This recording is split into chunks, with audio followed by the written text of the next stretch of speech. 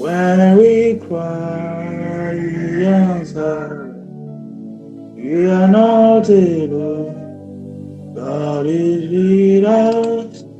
Emmanuel, Emmanuel.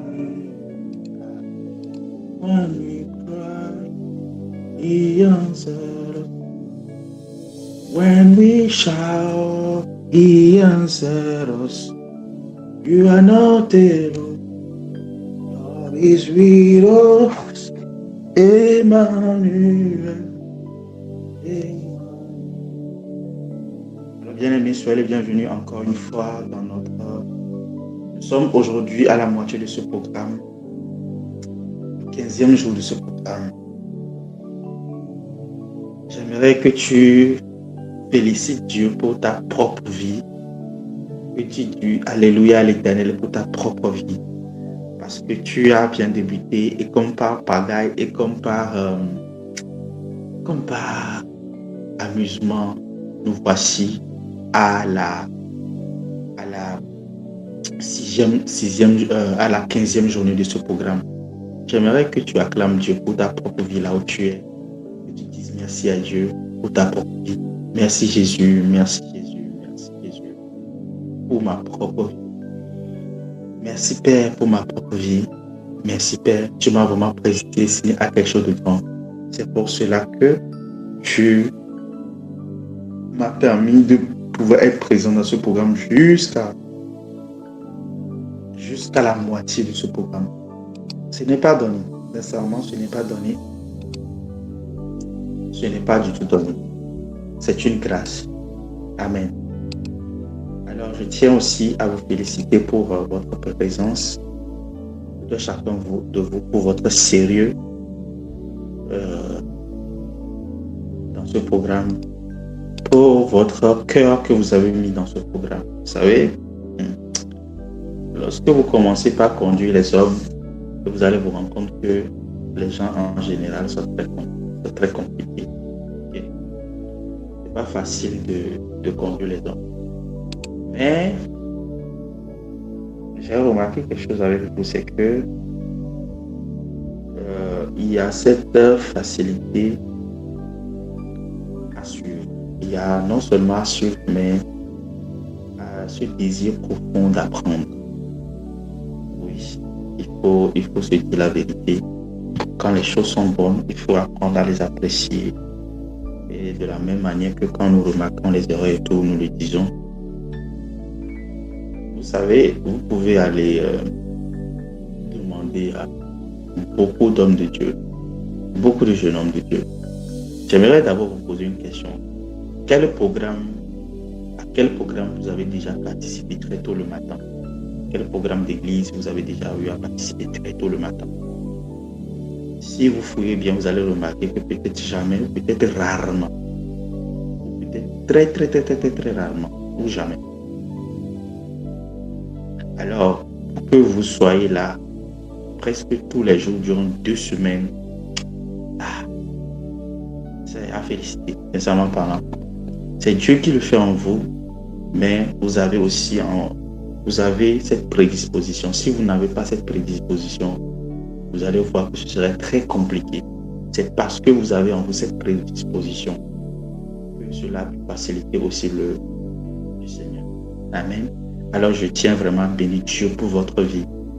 Et à la fin, je vais libérer une bénédiction particulière pour vous. Lorsque je me suis réveillé ce matin, ça m'est venu en tête le psaume 21. Le psaume 21, je vais le libérer sur votre vie. Amen. Amen. Alors si tu me suis et si tu es content pour ta propre vie, alors donne un banc à l'Éternel. Même lorsque tu allais à l'école, tu ne te réveilles pas à 5 heures pour te retrouver à l'école et commencer par apprendre. Non. Tu te réveilles très tôt pour ne pas être en retard. Oui. Tu es arrivé peut-être à 6 heures ou à 7 heures. Mais là, tu es là à 5 heures du matin. Ça montre aussi qu'il y a quelque chose que vous êtes en train d'apprendre. Ça montre aussi la plus-value, la valeur ajoutée que ce programme a dans votre vie, ce que vous arrivez à apprendre dans ce programme. S'il n'y avait rien à apprendre, s'il n'y a aucune lumière dans ce programme, je ne crois pas que vous allez pouvoir y participer. C'est pour cela que demain, je crois que demain, je vais laisser la parole dans la mesure du possible à certains d'entre vous. Vous allez partager avec nous ce que ce programme a fait dans votre vie, personnellement. Et soyez sincères, ce que ce programme a fait dans votre vie. Alors, nous aimerons être bénis par le partage de vos témoignages de A jusqu'à Z, que ce soit la connaissance, que ce soit la sagesse, que ce soit la lumière. Il y a beaucoup de choses que les gens ont expérimentées, que ce soit des visitations, que ce soit une croissance financière, que ce soit... Bref, en tout cas, nous aimerons vous écouter. Cela va nous fortifier, cela va nous édifier et cela va nous apporter beaucoup de grâce. Alors, j'aimerais aussi insister sur un truc. Pour vos amis, vos familles ou bien vos collègues qui participent le soir mais qui n'arrivent pas à être présents le matin, dites-leur en réalité que le programme se déroule le matin. Le soir, ce n'est qu'une addition. Ça veut dire que même si on enlevait les séances du soir, les séances du matin seraient relevantes, seraient très intéressantes ou bien seraient la partie majeure. Mais si on enlevait ce qui se passe le matin, on met seulement ce qui se passe le soir, il y aura un peu comme, je vais dire, un manque. Voilà, il y aura un grand manque. Mais ce qui se passe le matin, si vous arrivez à tout assimiler et à tout mettre en pratique, vous allez couler dans tout ce qui se passe le soir. Vous voyez un peu. Donc, dites-leur que de faire l'effort de se réveiller, d'être là le matin. Parce que c'est réellement le matin que le programme se passe et que c'est là que coule la bénédiction. C'est là que beaucoup de choses se produisent. Le soir, viennent les déclarations et tout ce qui va avec. Mais le matin, c'est là que nous étudions vraiment les lois. C'est là que nous étudions les principes. C'est là que nous étudions les clés qui débloquent une vie financière. Une vie qui rende une vie prospère. D'accord? Alors, exhortez-les, écrivez-leur. Dites-leur d'être présent le matin. Dites-leur de faire l'effort, se réveiller et d'être connectés pour apprendre. Amen, amen. Alors, sans plus tarder, nous allons évoluer dans notre message d'aujourd'hui. Voilà.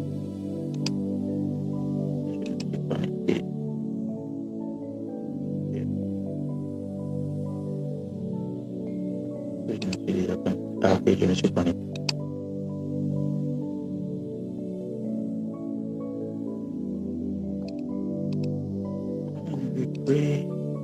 Je suis en train de chercher même un moyen pour écrire un livre. Je suis en train de chercher un moyen pour écrire un livre sur la prospérité divine.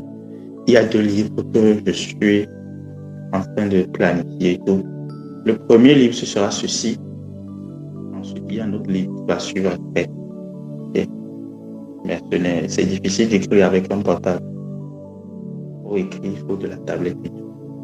Je suis en train de planifier cela. Et s'il plaît à Dieu, peut-être nous aurons le premier livre avant la conférence. S'il plaît à Dieu. Je ne l'ai pas confirmé, mais s'il plaît à Dieu, nous aurons le premier livre avant le début, ou bien au jour de la conférence. Je ne sais pas encore. Je suis en train de planifier cela. Mais Dieu nous fera grâce. On reviendra dessus plus tard. Alors, aujourd'hui, nous abordons la dernière partie de notre enseignement ou bien notre série d'enseignement sur rentrer dans le système financier divin. Et nous parlons aujourd'hui du canal numéro 5, les dons aux pauvres. Hier, nous avons parlé de long à large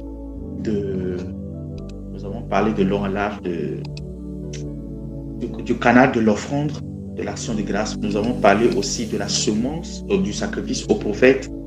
Nous avions parlé plus tôt, nous avions parlé de semer dans l'œuvre de Dieu, l'investissement dans l'œuvre de Dieu. Et nous avions aussi parlé de la dîme, qui sont les 5 canaux, les 4 canaux préalables que nous avons vus jusqu'à maintenant. Nous avons parlé de beaucoup de choses de long à large et nous avons expliqué que le fait de donner des offrandes arrive à multiplier de manière exponentielle la bénédiction ou bien les finances et tout. Alors aujourd'hui, nous allons rentrer plus précisément à un niveau très très intéressant, okay, qui s'appelle les dons aux pauvres. Alors, lorsque Dieu veut prospérer ses enfants financièrement, lorsqu'il veut libérer beaucoup de bénédictions sur leur vie, vous avez expliqué qu'il a réservé ces poches de gloire-là dans différentes choses, okay, dans différents principes.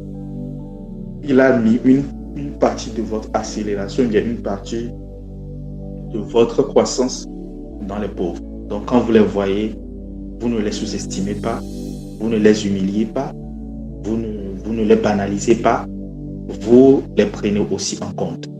Parce qu'en ce faisant, vous respectez un principe divin. Et au travers de ce principe-là, Dieu vous prospère. Lorsque vous engagez cela et que Dieu le voit, Dieu libère sur vous la prochaine étape de votre ascension, la prochaine étape de votre gloire. Il y a une partie qui est réservée dans la dîme. Cette partie, c'est la base. C'est celle qui fait asseoir votre autonomie et votre prospérité financière. Il y a la partie qui est l'investissement dans l'œuvre de Dieu qui multiplie au centuple tout ce que vous donnez. Il y a une autre partie de votre prochaine ascension, de votre prochaine gloire qui est réservée dans le sacrifice du prophète. Il y a un autre qui est réservé dans l'offrande d'action de grâce, de remerciement. Et j'ai parlé de ça hier. J'ai expliqué beaucoup de choses concernant cela. Je crois que j'ai même plus de temps sur ce côté-là parce que j'estime que cela est une importance capitale. Et aujourd'hui, je parle des dons aux pauvres. Les dons aux pauvres est très, très, très particulier. Lorsqu'on parle de pauvres, j'inscris parmi les pauvres, il y a les veuves, les orphelins, les démunis, les malheureux, les personnes qui n'arrivent pas à prendre soin d'eux-mêmes. Quand je parle du pauvre, je parle de toutes ces personnes-là qui sont dans un état de besoin précaire. Quand je parle du pauvre, j'inclus aussi l'aveugle. Quand je parle du pauvre, j'inclus aussi, c'est vrai, il y a des aveugles, il y a des estropiés, il y a des bornes, il y a des personnes qui ont l'infirmité de la chair. Ils sont beaucoup plus riches que vous financièrement, ça c'est les exceptions, oui.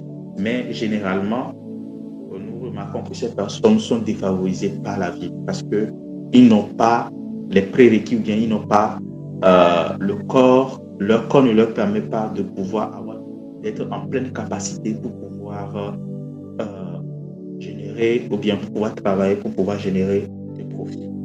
Alors, lorsque vous prenez soin de ces personnes-là, Dieu se souvient de vous. Amen. Maintenant, allons dans Deutéronome 15, le verset 15. Deutéronome 15, le verset 11. Deutéronome 15, le verset 11. Pourquoi la prononciation j'ai l'impression d'être en train de le poser. Deutéronome 15, le verset 11. Il y aura toujours des indigents dans le pays. C'est pourquoi je donne ce commandement. Tu ouvriras ta main à ton frère, aux pauvres et à l'indigent dans ton pays. Vous voyez, la Bible nous confirme que peu importe ce qui se passe, il y aura toujours des pauvres dans le pays. Il y aura toujours des pauvres dans le pays. Mais je tiens à faire mettre une petite parenthèse ici. Il y aura toujours des pauvres. Mais c'est à vous de choisir si vous ferez partie de ces pauvres ou non. La responsabilité vous revient. Je mets devant toi aujourd'hui la vie et la mort. Choisis la malédiction et la bénédiction. Choisis la bénédiction, choisis la vie, afin que tu vives. Amen. Alors, ce qui mettra la différence entre vous et les pauvres, entre ceux qui s'enrichissent, entre ceux qui prospèrent et ceux qui ne prospèrent pas, c'est l'engagement des principes divins. Ok? Comme on l'a vu jusqu'à maintenant, que ce soit les fondements, que ce soit les principes concernant la prospérité financière. Alors, la Bible dit qu'il y aura toujours des indigents dans le pays. C'est pourquoi je te donne ce commandement. Tu ouvriras ta main à ton frère, au pauvre et à l'indigent. Déjà, c'est un commandement. Maintenant, lorsque vous ouvrez votre main au pauvre, qu'est-ce qui se passe? Allons le découvrir dans Proverbe 19, le verset 17.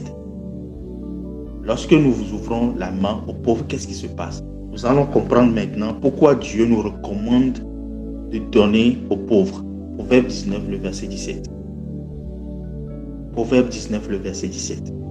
Le principe qui régit même ce canal, la loi qui gouverne le canal du don aux pauvres, nous allons le découvrir tout à l'heure. Proverbe 19, le verset 17. Celui qui a pitié du pauvre prête à l'Éternel, qui lui rendra selon son œuvre. Ça veut dire quoi par là? Ça veut dire que lorsque vous donnez aux pauvres, vous prêtez à Dieu. Donc, toute pauvre, toute personne à qui vous donnez quelque chose, vous faites quoi? Vous prêtez à l'Éternel. Toute personne dans le besoin, qui vient à vous ou bien vers qui vous-même vous allez et que vous répondez à leurs besoins, c'est un prêt que vous faites à l'Éternel. Est-ce qu'on prête à l'Éternel? Est-ce qu'on peut prêter à l'Éternel? Quand nous étudions les interdits de la prospérité, il y a un interdit qu'on appelle par l'emprunt. L'emprunt excessif, moi je préfère le dire de cette manière, l'emprunt excessif, le fait d'emprunter, d'être addict aux emprunts. Lorsqu'on étudie ce principe, on comprend que cet interdit, on comprend que Dieu a quelque chose contre les emprunts excessifs. Alors, lorsque vous prêtez à l'Éternel, c'est un peu comme si vous amenez Dieu à violer un peu son propre principe, bien son propre interdit. Vous voyez un peu? Et là, vous comprenez en réalité que ce proverbe, ce verset de ce proverbe est un peu paradoxal. Lorsque vous donnez aux pauvres, vous prêtez à l'Éternel. On ne peut pas prêter à Dieu parce que déjà tout lui appartient. Alors pourquoi il dit que lorsque vous donnez aux pauvres, vous lui prêtez? Ok? Évoluons. Proverbe 29, le verset 22, le verset 9. Proverbe 22, le verset 9. Regardons. L'homme dont le regard est bienveillant sera béni parce qu'il donne son pain aux pauvres. Parce qu'il fait quoi? Parce qu'il donne son pain aux pauvres. Dieu prend plaisir à voir les gens s'occuper de ceux qui ne peuvent pas s'occuper d'eux-mêmes. Et quand je parle de pauvre, je ne parle pas forcément de quelqu'un qui est dans la rue et qui manque de tout, qui a du mal à manger. Non. Je parle aussi de cette bonne qui est dans votre maison. Je parle du fils de l'homme, du fils du voisin. Je parle de cette personne qui, pas forcément qui arrive à s'occuper de lui-même, mais qui n'arrive pas à bien le faire. Je parle de cet ami au travail, de cette personne que tu peux remarquer en rentrant à la maison, de ce collègue avec qui tu peux partager ta nourriture. Je parle de cet ami que vous voyez souvent isolé, mais avec qui vous pourrez échanger. Je ne parle pas forcément de quelqu'un qui est très loin quelque part là. Non, je parle d'abord de la personne la plus proche de vous, que vous voyez dans le besoin et à qui vous pourrez apporter quelque chose. La manière dont vous donnez, c'est de cette même manière qu'on vous donnera. La manière dont vous vous occupez du pauvre, c'est de cette même manière que Dieu s'occupera de vous. Luc 6, le verset 38. Luc 6, le verset 38. Luc 6, le verset 38. Découvrons quelque chose là-bas. C'est l'un des versets que j'aime. Je l'ai découvert en écoutant un enseignement du patriarche Kenneth Hagin. Aujourd'hui, il est dans la gloire. C'est l'une des rares personnes dans les années 1900 qui ont inauguré cet évangile de la prospérité divine. Ils ont découvert ces secrets en Dieu et l'ont enseigné et l'ont transmise comme une alliance. Et toute personne qui vient se connecter à cette alliance-là, eux aussi, prospèrent. Se connecter à cette alliance implique à respecter les règles de l'alliance. Vous comprenez un peu. Par exemple, quand vous étudiez l'histoire de l'Église, vous allez remarquer que la manière dont les apôtres ont opéré dans le Nouveau Testament, ces opérations ont disparu avec le temps. Donc, il a fallu des réveils et des réveils pour qu'on revoie ces différentes manifestations du Saint-Esprit. Entre-temps, les dons, le parler en langue avait disparu, le baptême du Saint-Esprit avait disparu. C'est ce qui a engendré l'Église catholique, où on ne croit pas au parler en langue, on ne croit pas au baptême du Saint-Esprit. Mais aujourd'hui, je suis content quand même de revoir que certaines églises catholiques arrivent à réaccepter cela. Je crois que c'est une miséricorde que Dieu est en train de faire. Par exemple, entre-temps, l'Église avait perdu, je dirais plutôt que les gens avaient perdu l'accès aux Écritures saintes. Il n'y a que quelques catégories de personnes, c'est-à-dire les prêtres qui pouvaient seulement détenir la Bible et l'enseigner aux autres. Et ils l'enseignaient de différentes manières pour assujettir le peuple, pour ensevelir le peuple. Avant même de recevoir le salut, il faut payer de l'argent pour le faire. Bref, la doctrine a été détournée. Il a fallu le réveil de Martin Luther pour... Je ne parle pas de Martin Luther King, non. Je parle du protestantiste Martin Luther pour pouvoir ramener le réveil qui engendre le salut. Le véritable salut. Où chaque personne maintenant peut détenir la Bible, la lire et comprendre profondément ce qui se passe. Mais cela, lorsque cela s'est produit, il n'y avait toujours pas le baptême du Saint-Esprit. Il a fallu le réveil d'Azusa Street pour ramener ce baptême de feu. Aujourd'hui, lorsque nous parlons en langue, pour nous, c'est très normal. Mais pour cela, il y a des gens qui ont eu à payer des prix. Je me rappelle, pour le réveil d'Azusa Street, il y a des gens qui étaient enfermés pour chercher Dieu dans la chambre. Jour et nuit, ils ne faisaient que prier, ils étaient au nombre de 10, je crois. Avec William Seymour, un borgne, un esclave, un ancien esclave, borgne, qui a dirigé le réveil d'Azusa Street, qui est mentionné comme le plus grand réveil du temps moderne. Et après cela, il y a d'autres réveils qui ont été engendrés. Et c'est par là que tout ce que nous voyons comme expression des diverses opérations du Saint-Esprit, des diverses dimensions de l'Évangile ont été ramenées. Okay? Et l'une de ces grandes parties, l'une de ces personnes qui ont engendré l'un de ces réveils qu'on appelle par l'évangile de la prospérité, c'est Kenneth Hagin. Avant, les gens prospéraient, mais de manière ponctuelle. Ce n'était pas une alliance qu'on pouvait transmettre. Ce n'était pas, les gens n'ont pas eu cette connaissance ou bien cette révélation par rapport à l'alliance d'Abraham, qui pourrait être transmise de génération en génération. Toute personne qui vient se connecter à cette grâce, qui respecte les termes de l'alliance, pouvait prospérer. C'est Kenneth Hagin qui a repris ce flambeau de la même manière dont l'évangile de la guérison divine a été restauré, l'évangile des miracles, des signes et des prodiges, l'évangile de salut des âmes en masse a été restauré par les évangélistes américains et tout.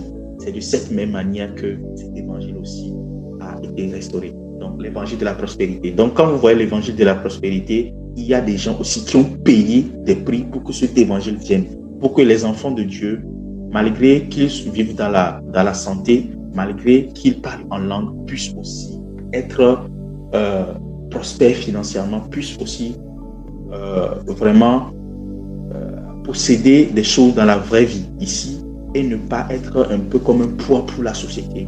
Il faut même arriver à être des bénédictions pour leur société. Et à partir de là maintenant, il y a d'autres personnes qui se sont connectées comme Kenneth Copeland, David Oyedepo, Pasteur Chris et tous les pasteurs aujourd'hui que vous voyez, tous les grands pasteurs aujourd'hui que vous voyez, qui enseignent la prospérité divine et qui la manifestent bien sûr. Au-delà de ça, il n'y a pas que, il y a aussi des entrepreneurs, des millionnaires, des milliardaires chrétiens qui se sont connectés à cette alliance, qui n'ont peut-être pas cette grâce de pouvoir l'enseigner, mais qui ont cette grâce de pouvoir l'exprimer au travers de leurs entreprises qui emploient des centaines de milliers de personnes à travers le monde, comme on pourra le voir avec l'entreprise des Rockefeller. Nous pouvons le voir avec de grandes entreprises londoniennes de construction, etc., à travers le monde aujourd'hui. Amen. Donc, l'un de ces versets, c'est Luc 6, le verset 38. C'est avec ce patriarche, je disais que j'ai été, en lisant ses livres, en écoutant ses enseignements, j'ai eu la révélation j'ai eu une rencontre avec lui, bien qu'il soit mort dans les années 1900 depuis. J'ai été en contact avec lui et on a échangé, il m'a parlé et je me rappelle, il a enlevé ses chaussures, il m'a dit mets mon pied dans la chaussure. Son pied était grand, il m'a dit mets mon pied dedans. Lorsque quelqu'un te donne sa chaussure à porter, ça veut dire qu'il te met sur sa trace, il te met aussi sur sa disposition. Vous voyez un peu. Donc c'est un peu ça. Luc 6, le verset 38. Donnez, il vous sera donné. On versera dans votre sein une bonne mesure, serrée, secouée et qui déborde.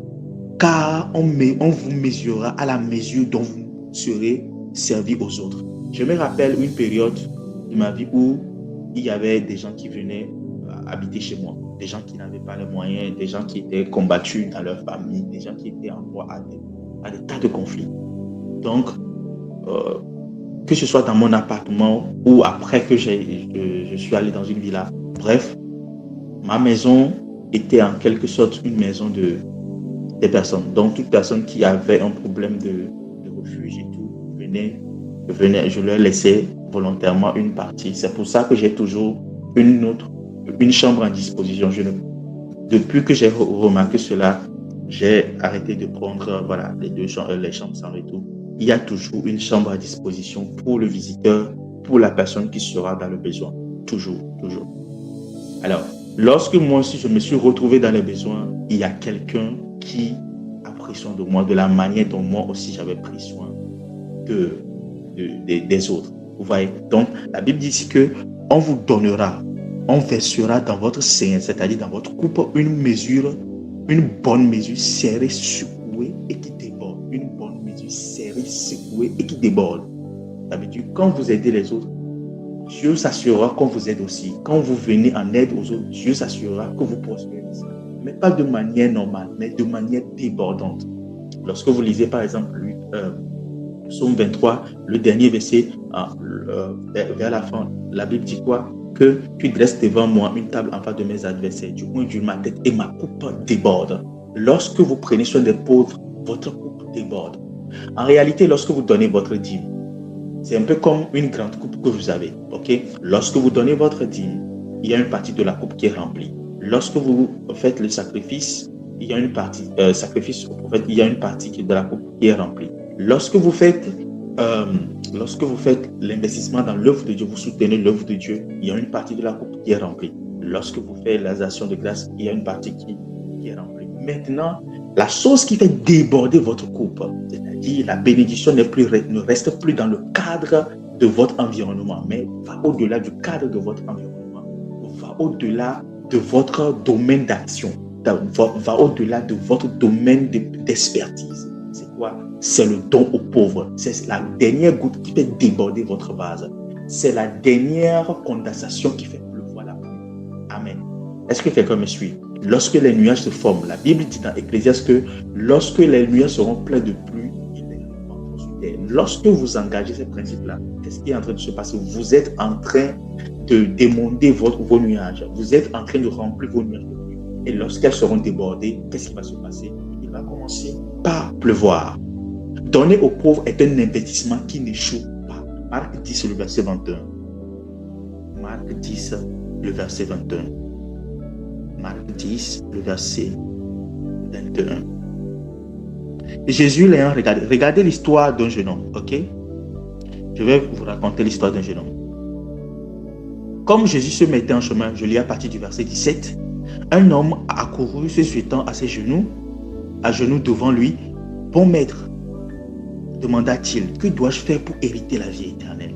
Jésus lui dit, pourquoi m'appelles-tu bon? Il n'y a de bon que Dieu seul. Tu connais les commandements. Tu ne commettras point d'adultère, tu ne tueras point, tu ne déroberas point, tu ne diras point de faux témoignages, et tu ne feras de tort à personne. Honore ton père et ta mère. Et il lui répondit, maître, j'ai observé toutes ces choses-là dès ma jeunesse. Jésus l'ayant regardé et l'aima. Ça veut dire que Jésus était en admiration par rapport à lui. Il te manque une chose, va et vends tout ce que tu as, donne-le aux pauvres et tu auras un trésor dans le ciel. Come on. Puis viens et suis-moi. Mais affligé de cette parole, cet homme s'en alla tout triste car il avait de grandes dettes. Lorsque vous lisez ce parabole, vous allez comprendre une chose. La première des choses, c'est la limitation de la loi.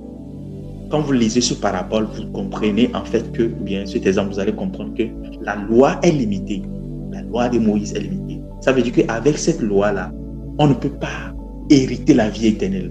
Lorsque vous étudiez la loi, tu ne feras point, tu ne feras point, tu ne feras point, tu ne feras point. Si c'est avec ça qu'il faut hériter le royaume, ce sera compliqué parce qu'il y aura toujours quelque chose que vous n'arriverez pas à faire. C'est ce que Jésus-Christ était en train d'expliquer ici. Pour montrer en fait à quel point la loi est limitée et la loi n'est pas capable d'amener la vie éternelle. À quel point l'homme, en voulant essayer de faire des choses pour plaire à Dieu, ne pourra pas hériter la vie éternelle. Et c'est quelque chose qu'il doit accepter par le sacrifice de Christ à la croix. Maintenant, numéro 2, regardez ce qu'il a dit. La Bible dit ici que Jésus a dit au jeune homme que d'aller et de vendre tout ce qu'il possédait et de le donner aux pauvres et de venir le suivre. Mais le jeune homme n'a pas pu parce qu'il avait de grands biens. Mais ça veut dire quoi? Lorsque le jeune homme a étudié la loi, c'est quelqu'un qui est assidu, c'est quelqu'un qui est régulier, c'est quelqu'un qui comprend profondément la loi et qui aime l'Éternel. Mais il y a une chose, une sagesse qu'il n'a pas acquise. Il y a une sagesse auquel il n'a pas pu accéder, c'est ceci. Proverbe 19, le verset 17 que nous avions lu. Celui qui donne aux pauvres prête à l'Éternel. Il ne le savait pas. C'est ici l'importance de comprendre la loi. Quand vous comprenez la loi, vous allez vous rendre compte qu'il y a tellement de choses que vous ne pourrez pas maîtriser. Je parlerai plus tard d'aller plus loin. Juste tout à l'heure, je parlerai d'aller plus loin et vous allez comprendre quelque chose. Il ne savait pas que lorsque vous donnez aux pauvres, vous prêtez à l'Éternel. C'est un investissement. Et Dieu l'amène en réalité, Jésus-Christ l'amène en réalité à investir dans son royaume. À avoir des trésors au ciel. Regardez, il a bien précisé. Il a dit, tu connais les commandements. Tu ne commettras point d'adultère, etc., etc. Maintenant, et tu ne déroberas plus. Tu ne déroberas point. Ok? Tu ne déroberas point. Il a dit, j'ai observé tout cela. Jésus l'ayant regardé les mains, lui dit, il te manque une chose. Va vendre tout ce que tu as. Donne-le aux pauvres. Et tu auras un trésor dans le ciel. Il n'a pas compris que lorsque vous vendez, vous donnez aux pauvres, c'est un trésor que vous amassez au ciel. Jésus-Christ venait de montrer la voie d'avoir un trésor au ciel. Maintenant, il dit, puis viens et suis-moi. En fait, Jésus-Christ l'a mené en réalité à faire un investissement qui allait lui rapporter beaucoup plus. Ça veut dire quoi? Ça veut dire que lorsqu'il allait donner ces choses aux pauvres, qu'est-ce qu'il allait gagner? Il allait gagner plus que ce qu'il avait donné. Parce que Jésus-Christ est venu donner. Il n'est pas venu pour déposséder les gens. Il a dit, Jean 10, le voleur ne vient que pour dérober, tuer et égorger. Moi, je viens pour donner la vie en abondance. Alors, voir Jésus demander à quelqu'un d'aller vendre tout ce qu'il possède et de le donner aux pauvres, de venir le suivre, c'est un peu comme si il dit à la personne, il dépossède la personne de tous ses biens. N'est-ce pas? Alors, si Jésus-Christ ne peut pas dérober, ne peut pas voler, ne peut pas égorger, et il demande ceci à quelqu'un qui prétend aimer Dieu, qu'est-ce que il voulait enseigner à ce jeune homme? La loi de l'investissement dans le royaume. Lorsque vous donnez aux pauvres, vous prêtez à Dieu. Et on ne peut pas prêter à Dieu. Quand vous prêtez à Dieu, c'est comme si il vous doit quelque chose. Dieu vous remboursera toujours. Parce que c'est le supérieur qui bénit l'inférieur. Ce n'est pas l'inférieur qui bénit le supérieur. Vous comprenez un peu? Dans la loi de la bénédiction, vous allez voir que lorsque Abraham est venu avec la dîme, il y a une chose que Melchisedec a fait en même temps. Il a donné le pain et le vin. C'est automatique. Il faut que quand vous bénissez Dieu, il vous le rend en même temps. Pourquoi? Parce qu'un homme en réalité ne peut pas bénir Dieu. C'est Dieu qui bénit l'homme. Mais vous allez voir plus tard, il dit, lorsque vous bénissez l'Éternel avec vos biens, il vous prospère. Ce n'est pas anodin. C'est un principe spirituel. Donc, c'est un peu comme si vous êtes en train de violer l'autorité ou bien vous êtes en train de violer la supériorité de Dieu. Il vous dit non, c'est moi qui vous bénis parce que la terre et tout ce qui existe m'appartient. et je le donne à qui je veux. Donc, quand vous prenez le peu que vous avez et vous bénissez avec, qu'est-ce qu'il fait? Il vous le rend centuple. Regardez, par exemple, vous avez votre enfant, ok? Vous lui avez donné de l'argent pour aller manger à l'école. Il mange et puis il fait l'économie. Et en rentrant, il vous achète un cadeau. Dites-moi, vous qui êtes des mères dans ce live, dites-moi, qu'est-ce que vous ferez à cet enfant-là? Que ferez-vous à cet enfant? Vous pouvez me répondre. Vous avez donné l'argent à l'un de vos enfants d'aller manger à l'école. Il a mangé, il a réservé une partie de l'argent et en rentrant, il vous a payé un cadeau. Qu'est-ce que vous faites dans cet enfant?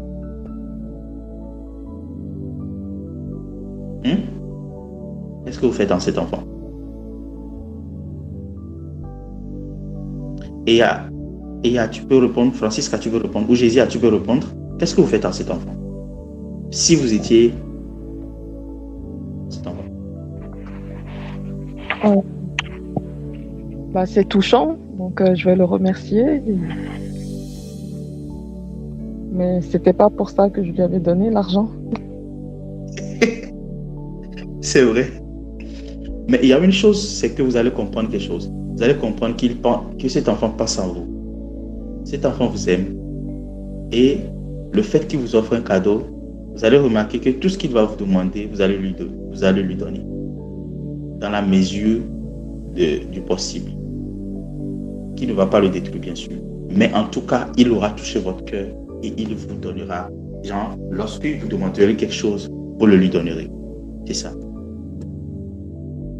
Vous comprenez maintenant? C'est la même chose ici aussi. Lorsqu'un homme bénit Dieu, Dieu le rend toujours. Ok? Quand vous donnez aux pauvres, cela doit se faire sans humiliation pour ne pas tenir à leur image, pour ne pas toucher à leur dignité. Matthieu 6, le verset 3 à 4. Matthieu 6, le verset 3 à 4. Regardez ceci. Matthieu 6, le verset 3 à 4. 3 à 4. Mais quand tu fais l'aumône, que ta main gauche ne sache pas ce que ta main droite fait.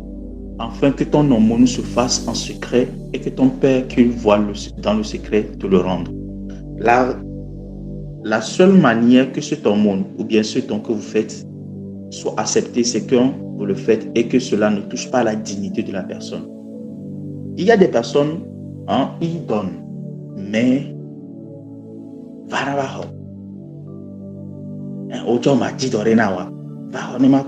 non, vous faites comme ça, ce don ne vous sert à rien. Vous avez déjà votre récompense, votre fierté et votre ego. Quand vous donnez, vous ne devez pas regretter, car cela annule votre action. Deutéronome 10, le verset 15. Deutéronome 10, le verset 15. La Bible dit que lorsque vous donnez, votre main gauche ne doit pas savoir ce que votre main droite fait. Amen.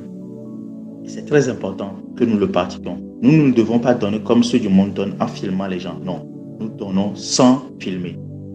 Parce que notre récompense ne vient pas de ces actions-là. Notre récompense vient de l'Éternel. Et il y a une manière de donner dans le royaume. Il y a une manière de donner lorsque vous êtes dans le monde. Nous sommes dans le royaume. Et nous devons appliquer notre manière de donner dans le royaume. Ok? Donne-lui, Deutéronome 10, 15, le verset 10. Donne-lui et que ton cœur ne lui donne point à regret. Car à cause de cela, l'Éternel ton Dieu te bénira dans tous les travaux et dans toutes tes entreprises. Ok?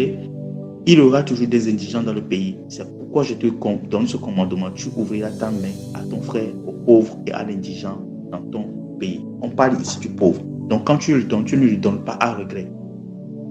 Ok? C'est pour ça que j'aime les personnes qui donnent leurs habits, donnent leurs vêtements, donnent leurs, je sais pas, les choses qu'ils n'utilisent pas, ou bien les belles choses, les nouvelles choses. Il y a quelqu'un qui m'a dit un jour, lorsque tu veux donner aux pauvres, ne donne pas ce que tu as déjà usé. Donne les choses qui sont neuves et jolies. Ce faisant, c'est un peu comme une offrande que tu présentes à Dieu. Et Dieu aussi te donnera des choses neuves.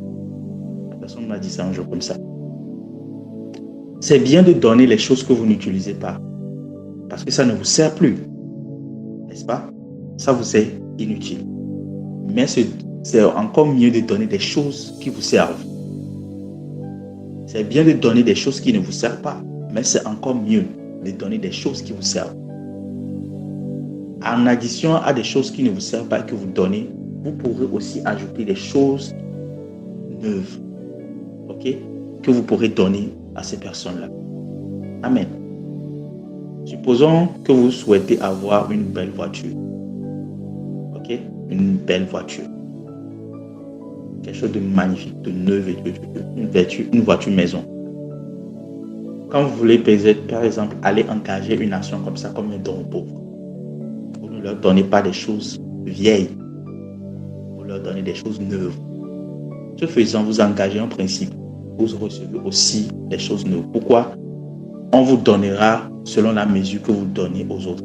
Une mesure bien serrée, bien secouée, qu'on versera dans votre coupe.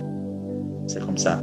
Donnez comme vous l'avez résolu sans rien n'a changé à votre pensée. 2 Corinthiens 9, le verset 7. Dieu aime ceux qui donnent comme ils l'ont résolu. Lorsque vous donnez, la première pensée qui vous vient à l'esprit, respectez cette pensée-là. Ne diminuez plus là, peu importe ce que la personne fait. 2 Corinthiens 9, le verset 7. Que chacun donne comme il a résolu en son cœur, sans tristesse ni contrainte, car Dieu aime celui qui donne avec joie. Amen. Donc, quand vous donnez aux pauvres, qu'est-ce qui se passe? Vous prêtez à l'Éternel. C'est un investissement et Dieu vous le rend toujours. Le canal 6, c'est le dernier canal dans cet enseignement. Donc, il y a 6 canaux. Ok? Le vœu à l'Éternel. Psaume 10, le verset 17. Le vœu à l'Éternel, c'est un peu différent. Ça, c'est le Seigneur qui m'a recommandé de l'enseigner. Peut-être qu'il y a des gens qui se trouvent actuellement dans ce cas-là. Alors, vous allez l'engager. Ok? Psaume 10, le verset 17. Psaume 10, le verset 17. Tu entends les vœux. Tu entends les vœux de ceux qui s'ouvrent, ô Éternel. Tu affermis leur cœur, tu prêtes l'oreille. Tu entends les vœux. Pardon. Tu entends les vœux de ceux qui s'ouvrent, ô Éternel. Tu affermis leur cœur et tu prêtes l'oreille. L'Éternel entend quoi? Les vœux de ceux qui souffrent. L'Éternel n'entend pas la prière de ceux qui souffrent. Il entend les vœux de ceux qui souffrent. Lorsque vous traversez certains niveaux de douleur, déjà j'explique le vœu. Le vœu c'est quoi? C'est un engagement volontaire, solennel et sacré pris envers Dieu. La règle absolue de l'écriture concernant les vœux, c'est la fidélité stricte à la parole donnée.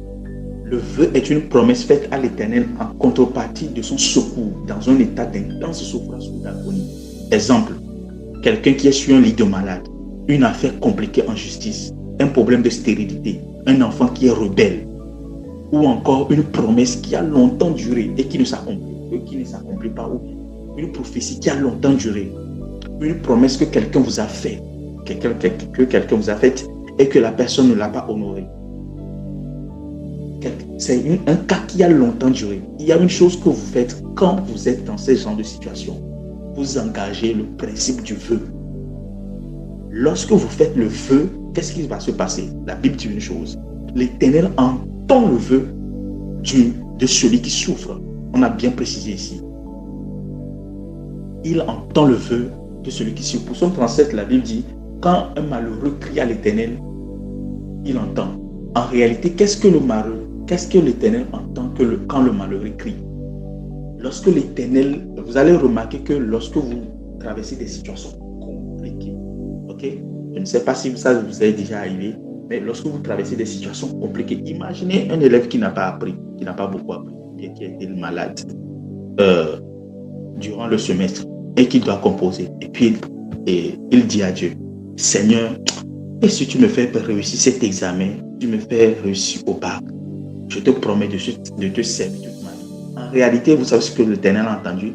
Il n'a pas entendu toute la phrase. Il a entendu le vœu qui est dans la phrase. Lorsqu'un malheureux crie, l'Éternel entend. Quand le malheureux crie, quand vous criez dans le malheur, vous traversez des situations difficiles, vous dites beaucoup de choses. Vous dites beaucoup de choses. En réalité, ce que Dieu entend dans les choses que vous dites, c'est quoi? C'est le vœu. allez remarquer que quelqu'un à l'hôpital, quelqu'un dans une situation, vous faites beaucoup de vœux. Et la personne sort de la situation, mais vous ne vous rappelez même pas. Et c'est ici que le Seigneur m'a attiré de mettre votre attention sur ceci. Lorsque le malheur arrive, ou bien lorsque vous traversez une situation compliquée, et qu'il y a quelque chose qui est en train de se passer, une promesse qui a longtemps duré, imagine que vous devez faire un projet, quelqu'un vous a promis de l'argent. Cet argent ne vient pas. 6 mois, 1 an, le temps passe. En ce moment, vous faites quoi? Vous faites un vœu à l'Éternel. Vous faites ce que vous devez faire, vous donnez les dîmes et tout, mais ça ne débloque pas la situation. Vous faites la semence et ça ne débloque pas la situation. Faites un vœu. Parce que lorsque vous faites un vœu, l'Éternel trouve son intérêt direct dans la situation. Ok? Par exemple, vous dites, Seigneur, si cette personne libère cet argent, je te donne 20% pour la construction du temple. Ah, là, vous touchez à son cœur. Vous voyez? Le vœu, c'est la récompense que vous donnez à Dieu après l'exaucement. Après l'exaucement. C'est la récompense que vous donnez à Dieu après l'exaucement. Alors, je ne sais pas quelle est la situation que quelqu'un traverse, mais vous devez repenser à un vœu. Lorsque le malheureux crie, l'Éternel entend. Lorsque celui qui souffre crie, lorsque celui qui souffre fait un vœu, l'Éternel fait quoi? Entend. L'Éternel fait quoi? Entend. Donc, quand vous traversez des situations compliquées, des situations qui ont trop longtemps duré, vous faites un vœu à l'Éternel, la situation se débloque. Ok? Est-ce que quelqu'un me suit? Lorsque vous faites, le vœu se fait quand? Le vœu se fait aussi lorsque vous faites face à des combats qui vous dépassent ou que vous ne comprenez pas. Vous faites un vœu et le Seigneur vous tirera des grandes eaux. Lorsque vous lisez Psaume 18 et le Psaume 118, vous allez voir, ce sont des psaumes qui racontent comment l'Éternel a délivré David du milieu de ses adversaires, de ses ennemis plus puissants que lui. C'est à travers des vœux. Et vous allez voir, souvent à la fin de chaque phrase, il libère des paroles. Et ce sont des choses dont il se souvient et qu'il vient plus tard accomplir. Lorsque vous prenez même Psaume 51, je t'offrirai des holocaustes, des sacrifices.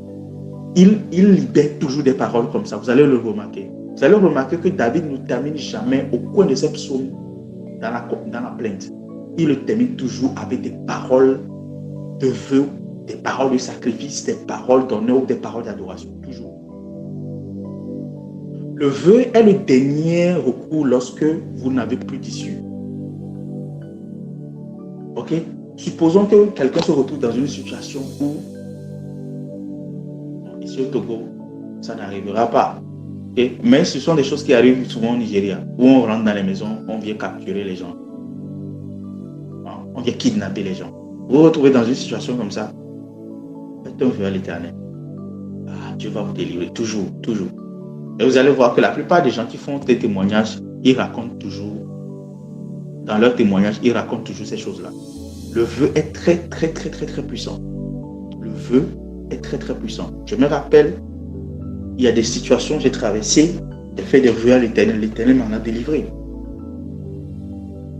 Par le vœu, Dieu fait des choses extraordinaires. Par le vœu.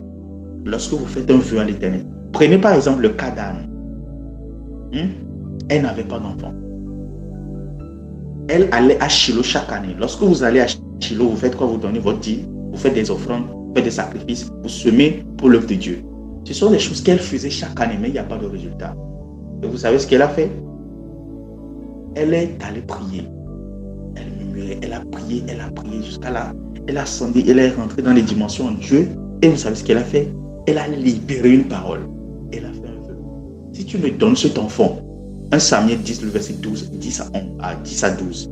Si tu me donnes cet enfant, je te le donne en retour. Je te fais quoi? Je te le donne en retour. Oh, come on. Et c'est dans ces moments-là qu'elle a dit la stérile enfant 7 fois. Lorsqu'elle a eu Samuel, elle a eu 6 autres enfants. Mais quand elle a fait ce vœu-là, qu'est-ce qui s'est passé? Dieu a répondu. Qu'est-ce que j'explique par là? Lorsque vous faites un vœu à l'Éternel, il y a une chose que vous devez prendre en compte. Dieu répond toujours. Et quand vous faites un vœu à l'Éternel, le vœu répondra toujours et toujours à un agenda de Dieu. Lorsque vous faites le vœu, lorsque Dieu vous libère le vœu viendra toujours répondre à quelque chose qui est dans le cœur de Dieu. Toujours. Quand vous êtes une personne honnête, une personne sincère avec Dieu, qui respecte les principes et tout, qui marche dans la vérité, et que les choses ne se débloquent pas, sachez que Dieu est en train de chercher en vous quelque chose qui lui appartient ou bien quelque chose qui va répondre à un agenda, à son plan divin. Vous comprenez? Peut-être un de vos enfants n'arrive pas à écouter. Dédiez-le à Dieu. Peut-être que Dieu réclame cet enfant et vous ne le savez même pas. Confiez-le à Dieu. Seigneur, je t'offre aujourd'hui cet enfant pour ton service. Et elle n'a pas besoin de savoir, il n'a pas besoin de savoir. Vous savez pourquoi? Nos pères nous ont offert un sacrifice au vaudou. Aujourd'hui, on est né, on traverse des situations dans la vie à cause de ces paroles qu'eux ils ont dites. Vous comprenez un peu? Mais grâce soit rendue à Dieu qui nous a délivrés. Lorsque vous traversez des situations compliquées, faites des vœux à l'Éternel. Le vœu se fait comme une promesse stable ou une situation perdue. Le vœu ne doit pas être oublié. Quand vous oubliez le vœu, qu'est-ce qui va se passer? Vous allez vous rendre compte que l'Éternel va vous réclamer. Bizarrement, c'est la seule chose, à part la dîme, c'est la seule chose qui vient réclamer. Le vœu et la dîme, Dieu vient toujours les réclamer. Mais la question du vœu est encore plus importante. Regardez ceci. Ecclésiaste 5, le verset 4 à 6. Dieu, il vient toujours chercher son vœu. Donc, quand vous traversez une situation, vous faites un vœu à l'Éternel, veillez à respecter ce vœu-là. Ok? Tu veux un projet de voyage? Oh Seigneur, ça ne marche pas. Ça ne marche pas. Mais je te promets que lorsque j'irai en Europe, je te promets, lorsque j'irai au Canada, je te promets, lorsque j'irai aux USA, je vais évangéliser. Et tu as dit ça comme ça, peut-être dans le vide. Tu as écouté. Et puis là, ouvert le port. Tu vas aux États-Unis. Tu n'évangélises pas. Et les affaires ne marchent pas. Tu te poses la question, mais qu'est-ce qui s'est passé? Qu'est-ce qui s'est passé? Qu'est-ce qui s'est passé? Tu as fait un vœu que tu n'as pas honoré. Plusieurs d'entre vous avez fait des vœux que vous n'avez pas honorés. Des fois, vous devez repenser aux situations compliquées que vous avez traversées. Ok? Patiemment. Maintenant, patiemment. Et vous essayez de déceler quels sont les vœux que vous avez fait à l'Éternel et que vous n'avez pas honorés. Et vous demandez pardon pour cela. C'est important. Lorsque tu as fait un vœu à Dieu, ne tarde pas à l'accomplir, car il n'aime pas les insensés. Accomplis le vœu que tu as fait. Mieux vaut pour toi ne point faire de vœu que d'en faire et de ne pas l'accomplir. Ne permets pas à ta bouche de faire pécher ta chair et ne dis pas en présence de l'envoyé que c'est une inadvertance. Pourquoi Dieu s'irriterait-il de tes paroles et détruirait-il l'ouvrage de tes mains? Ça veut dire quoi? Dans le cas de Anne, si en faisant ses vœux, elle ne l'avait pas honoré, Dieu allait tuer cet enfant. Aussi simple que ça. Une maladie allait venir le prendre. Parce que Dieu va toujours réclamer ce qui lui appartient. Dieu va toujours prendre ce qui lui appartient. C'est un peu comme la dîme aussi. Le vœu est très important. Ça vous débloque, ça vous sort des situations compliquées. Mais la condition est quoi? Vous devez l'écrire pour ne pas l'oublier. Parce que si vous ne l'accomplissez pas, Dieu viendra à vous. C'est important à prendre en compte. Lorsque nous vous enseignons les principes, les choses qui vous plaisent et qui sont joyeuses, nous devons vous aussi enseigner les autres phases. Cela vous permettra d'être vraiment efficace dans ce que vous faites. Ok? Maintenant, évoluons. Dieu rémunère toujours. Il récompense toujours. Lorsque vous lisez dans Apocalypse 22, le verset 12, lorsque vous faites les dons, vous faites les sacrifices et tout, vous devez savoir que Dieu rémunère toujours. Apocalypse 22, le verset 12. Voici, je viens bientôt et ma rétribution est avec moi pour rendre à chacun selon son œuvre. Quand Jésus dit je viens bientôt, ce n'est pas la fin du temps. Non, il y a deux dimensions ici. Il y a le fait qu'il revient bientôt à la fin des temps pour prendre ses enfants et tout, pour prendre son épouse, l'église. Mais il y a aussi je viens bientôt pour chaque personne. Quand ton temps de je viens bientôt sonne, l'Éternel Jésus-Christ apparaît et te donne ta récompense pour tes bonnes œuvres. Ici, c'était parce que c'est lui-même qui a dit tout ce que vous ferez au plus petit de ses enfants, vous aurez sa rétribution. Ici sur terre, lorsque vous quittez vos femmes, vos enfants, votre femme, vos enfants, vos frères et sœurs, votre famille, vos maisons pour moi, vous les recevez au centuple. Ici, sur terre et à venir. Donc, il y a deux dimensions dans sa venue. Un, quand vous faites ces choses-là, il vient à vous lorsque le temps sonne, il doit vous récompenser, il vous récompense bien. Deux, il vient à vous après, à la fin des temps. Ok? Matthieu 10, le verset 42. Matthieu 10, le verset 42. Matthieu 10, le verset 42. Regardez ceci.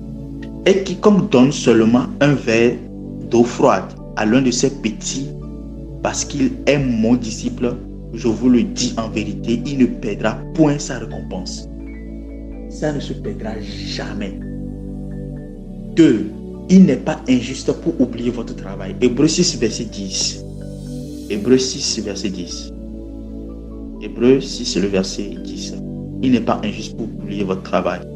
Car Dieu n'est pas injuste pour oublier votre travail et l'amour que vous avez pour son nom, ayant rendu et rendant encore des services aux saints.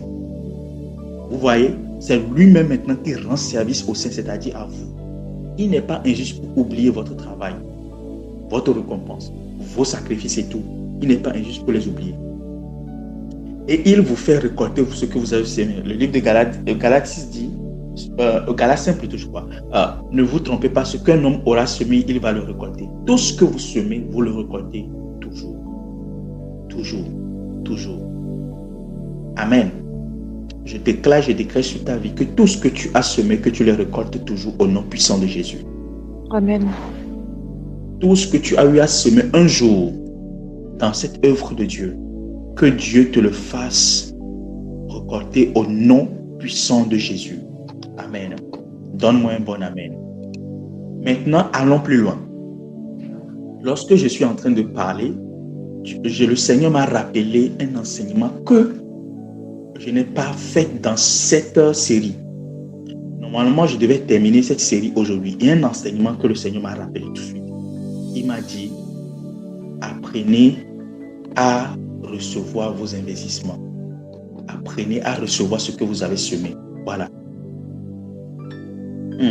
Comment recevoir ce qu'on a semé? Parce qu'il y a beaucoup qui ont semé, beaucoup qui ont de l'argent sur leur compte en banque, beaucoup qui ont fait de bonnes œuvres, mais qui n'en ont jamais profité. Pourquoi? Parce qu'ils n'en ont jamais réclamé. Je crois que demain, je vais enseigner sur ça. Je vais prendre le temps d'enseigner sur comment faire des retraits sur notre compte en banque céleste. Amen. Que quelqu'un me donne un bon amen. Mais si tu ne déposes pas sur ton compte en banque céleste, tu ne peux pas faire des retraits. Ça, cet enseignement, c'est pour tous ceux qui ont fait des dépôts sur leur compte en banque céleste. Ceux qui ont des trésors au ciel. Si tu as des trésors au ciel, commence par te réjouir parce que demain, je t'enseigne sur comment faire des retraits. Parce que ça ne sert à rien de vous montrer comment on fait des investissements si vous ne pouvez pas faire des retraits. Vous comprenez? Imagine que vous avez un capital dans une entreprise. L'entreprise fait des dividendes. La valeur en bourse de l'entreprise augmente. Vous êtes milliardaire, mais vous n'avez jamais utilisé ou bien vous ne savez même pas comment faire pour profiter de vos milliards. Vous avez les moyens, mais vous êtes toujours dans la pauvreté. Ça, c'est un grand danger. Donc, demain, je vais enseigner sur ça. Comment faire des retraits sur votre compte en banque céleste. Ce sera le titre de l'enseignement. Amen. Maintenant, allons plus loin. Allons plus loin. Matthieu 22, verset 37. Matthieu 22, le verset 37. Matthieu 22, le verset 37.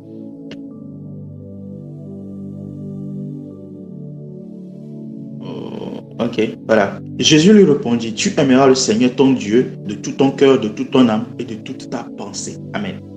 J'aimerais que vous compreniez, Élie avait posé une question la dernière fois et j'avais dit que je viendrai sur ça et j'enseignerai sur ça.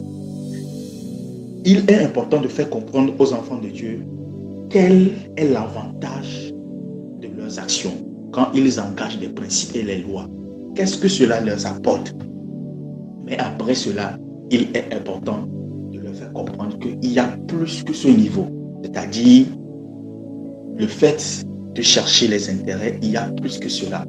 Et quand vous engagez ce niveau de principe, cela produit encore plus de résultats. In fact, lorsque vous engagez ce niveau élevé de principe, cela vous permettra même de pratiquer tous les autres principes sans effort. Le principe que je veux faire découvrir ici, c'est le principe de l'amour. Aller plus loin. L'amour est le moteur de tout ce qui se fait dans le royaume. Tout est basé sur l'amour. Et sans l'amour, rien n'a de valeur. Car Dieu a tant aimé le monde qu'il a donné son Fils unique, afin que quiconque croit en lui ne périsse point, mais qu'il ait la vie éternelle. La raison pour laquelle Dieu a donné Jésus, c'est parce qu'il a aimé le monde. Vous allez lire dans Romains que avant même que vous ne soyez chrétien, ou bien avant même que vous ne receviez Christ, il est mort pour vous. Avant même que vous ne vous approchiez de Dieu, Christ est mort pour vous. Vous voyez? Donc, il vous a aimé même avant que vous ne veniez à lui. Son amour n'a pas commencé quand vous avez reçu Christ. Son amour a commencé avant même que vous ne le receviez. Lorsque vous étiez même encore dans le péché. Seulement que son amour a changé de niveau lorsque vous avez reçu Christ. Vous avez maintenant, lorsque vous étiez dans le monde, il vous aimait comme sa créature. Mais lorsque vous avez reçu Christ, il vous aime maintenant comme son enfant. L'amour est le moteur de tout ce qui se fait dans le royaume. Amen. Tout est basé sur l'amour. Ça veut dire que lorsque l'amour n'accompagne pas vos actions, les choses n'ont pas de valeur. Amen. Est-ce que vous me suivez? Dieu pouvait dire, car Dieu a eu tant pitié pour le monde, et la Bible pouvait dire cela, car Dieu a eu tant pitié pour le monde, et il a vu que le monde ne pouvait pas s'en sortir sans lui, il a donné son Fils unique. Mais non, ce n'est pas ce qui s'est passé. Il a dit, quand Dieu a tant aimé. Est-ce que vous comprenez cela? Votre prospérité est la réponse à votre degré d'amour pour Dieu. Okay? J'aurais pu mettre ça dans le côté des fondements, mais je ne l'ai pas mis sciemment. Pourquoi? Parce que là, lorsqu'on évolue dans ces choses, il faut qu'on fasse des rappels. J'ai mis ça de ce niveau pour faire un rappel. Votre prospérité est la réponse à votre degré d'amour pour Dieu. C'est bien de savoir ce que vous gagnez en donnant, mais c'est encore mieux de savoir ce qui engendre le résultat. Ce qui engendre ce résultat-là, c'est l'amour. Ok? Vous allez remarquer que David n'a pas cessé de clamer son amour unique pour Dieu. Et Dieu a déclaré il a déclaré l'homme selon son cœur. Et quand vous retracez l'histoire, vous l'écrivez, vous revoyez les psaumes, vous allez toujours voir la manière dont David clamait, David exprimait son amour pour Dieu. Lorsque vous êtes quelqu'un qui aime Dieu, vous ne pouvez pas passer sur cette terre inaperçue. Dieu vous prendra et fera toujours quelque chose avec vous. Quelque chose d'extraordinaire avec vous. Quand vous aimez Dieu passionnément, Dieu s'assure que votre passage sur terre reste indélébile. Salomon a donné parce qu'il aimait Dieu. 1 Roi 3:3. Et Salomon aimait Dieu. Lorsque vous lisez 1 Roi 3:3, la Bible dit Salomon aimait Dieu. C'est son amour pour Dieu qui l'a poussé à Gabaon, dans les hauts lieux, à aller offrir des 1000 holocaustes. Il ne s'attendait à rien, mais Dieu a vu son affection et son engagement et sa passion pour lui.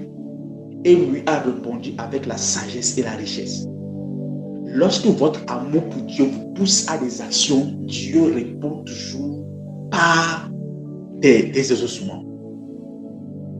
Amen. Donc tout ce que vous faites dans le royaume doit être accompagné de l'amour. Vous devez vous assurer que vous aimez Dieu. C'est parce que vous aimez Dieu que vous le faites. Au-delà de tout ce que vous avez à gagner, vous savez que vous aurez à gagner. Mais vous devez l'accompagner, vous devez le faire avec amour. C'est l'amour qui assaisonne vos offrandes. Ça veut dire quoi? et qui les rend agréables à Dieu. Ça veut dire qu'il y a des offrandes agréables et il y a des offrandes désagréables. Ce qui rend votre offrande agréable, c'est l'amour que vous y mettez dedans. Et c'est l'amour qui fait la différence. Ça, vous allez voir dans 2 Corinthiens 9, le verset 7 à 8, la Bible dit que quoi? Que celui qui donne, donne avec joie. Et que car Dieu aime celui qui donne avec joie. Sans contrainte ni exigence. Et qu'est-ce qui s'est passé?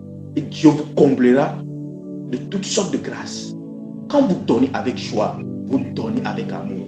Vous donnez selon la manière dont vous avez résolu dans votre cœur. Qu'est-ce qui se passe? Dieu vous comble. Lorsque vous lisez Philippiens 4, le verset 18. Lisons Philippiens 4, le verset 18 pour voir quelque chose. Philippiens 4, le verset 18.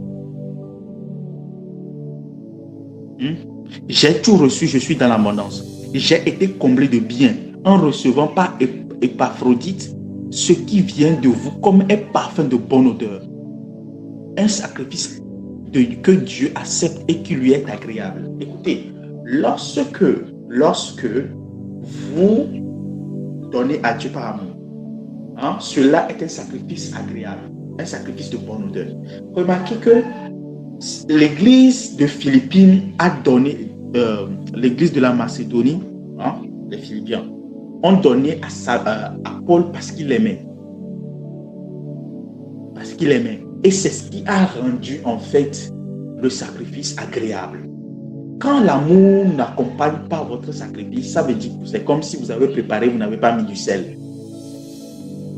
La nourriture, peu importe comment ça sent bon, s'il n'y a pas de sel, personne ne pourra le manger.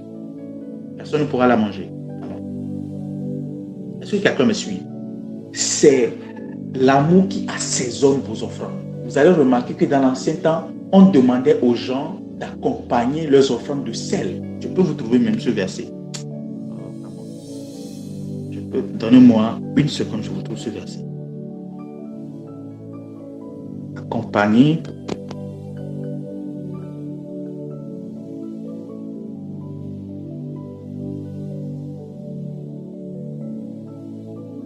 Ou bien on dit assaisonner vos offrandes. Lévitique 2, verset 13. Lévitique 2, verset 13. Tu mettras du sel sur toutes tes offrandes. Tu ne laisseras point ton offrande manquer de sel. Come on. Signe de l'alliance de ton Dieu. Sur toutes tes offrandes, tu mettras du sel. Oh God. Je me rappelle, lorsque on manque de connaissances, on périt. Je me rappelle une période où j'avais lu ce verset, on nous l'avait expliqué qu'il faut mettre du sel sur les offrandes. Genre du sel physique, quoi. Sur les offrandes. Et lorsque le chrétien n'a pas de sagesse, il est bête. Genre la vie. Oh mon Dieu. En fait, ce que ce verset voulait dire, c'est que quand vous voulez donner vos offrandes, faites-le avec amour. Parce que c'est l'amour qui donne le goût, qui rend agréable l'offrande. C'est tout. Dans le Nouveau Testament, on nous avait expliqué qu'il faut mettre du sel sur, comment dire, dans l'enveloppe.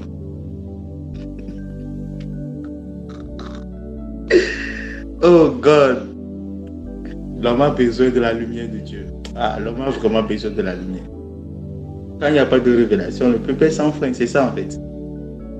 Je prie que Dieu vous donne de la lumière, suffisamment de lumière au nom de Jésus. Vous savez, quand vous avez de la lumière, quand vous revoyez certaines de vos actions passées, vous riez. Vous allez vous demander, comment j'étais bête avant?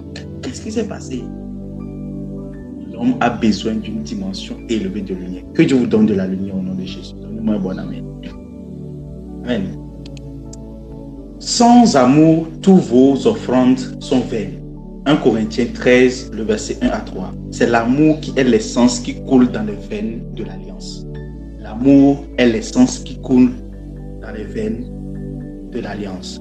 L'amour est l'essence qui coule dans les veines de l'alliance. Je répète, l'amour est l'essence qui coule dans les veines de l'alliance. 1 Corinthiens 13, 13. Quand je parlerai les langues des hommes et des anges, si je n'ai pas la charité, je suis un airain qui résonne et une cymbale qui retentit.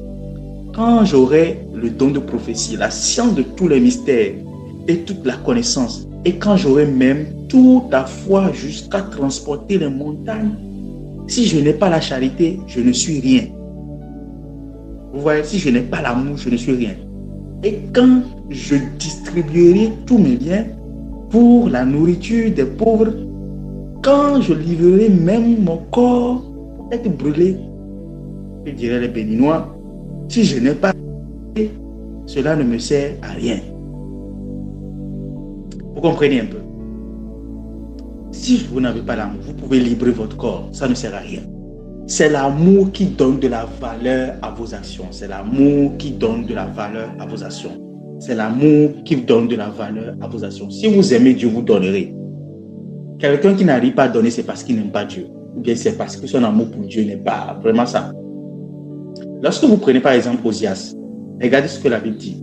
La Bible dit que Osias appliqua son cœur à chercher l'Éternel. Lorsque vous y mettez votre cœur, tu aimeras le Seigneur de ton cœur, de toute ton âme, de toute ta pensée. Lorsque vous y mettez de votre cœur, qu'est-ce que Dieu fait? Dieu vous prospère. En réalité, ce que Dieu voit d'abord avant de voir votre sacrifice, c'est-à-dire la hauteur de votre sacrifice, c'est d'abord l'amour avec lequel vous la donnez. La Bible dit dans 2 Chroniques 26, verset 5, quoi?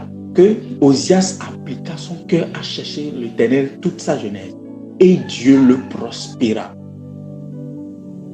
Dieu aime ça lorsque vous mettez votre cœur, lorsque vous l'aimez, lorsque vous donnez parce que vous l'aimez, lorsque vous faites les sacrifices parce que vous l'aimez, vous payez votre dîme parce que vous l'aimez. Pas par obligation, là vous allez voir que il va agréer toutes vos offrandes.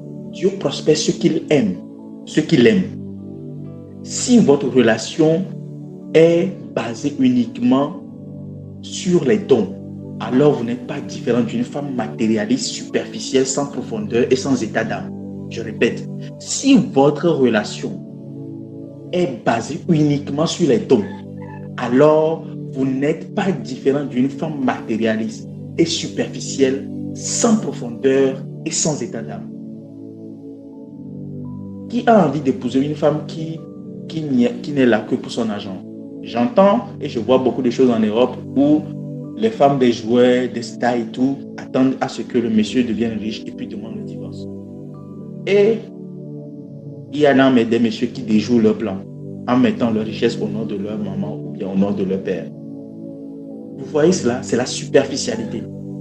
Ces genres de femmes constituent un danger pour la vie de ces messieurs-là.